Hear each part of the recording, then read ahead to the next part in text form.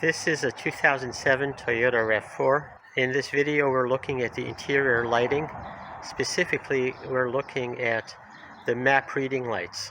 So the map reading lights are in the roof above the rear view mirror, and they are push activated. You can turn them on and off by pushing, and it often happens that one of these little light bulbs inside will burn out. So how do you replace it? Well, the thing you have to do is to pry this entire fixture out of the headliner. Okay, and to do that you need something very stiff, because these are pushed in very securely, and the instrument of choice for me to do this is a hunting knife with a very stiff blade that can insert behind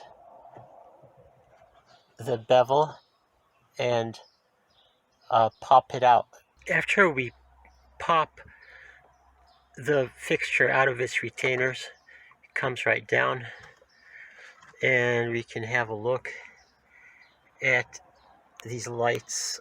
Okay, well, first let's look at the retainers. These are the classic Toyota plastic retainers, and they go up into these 4 holes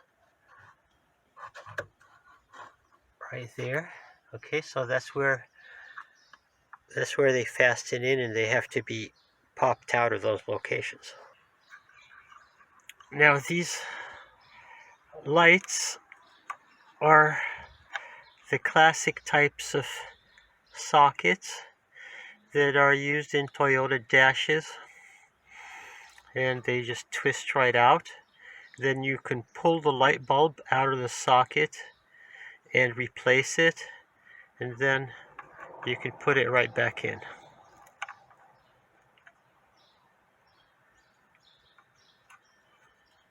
Easy as that. And once this is done, the light is back to working again.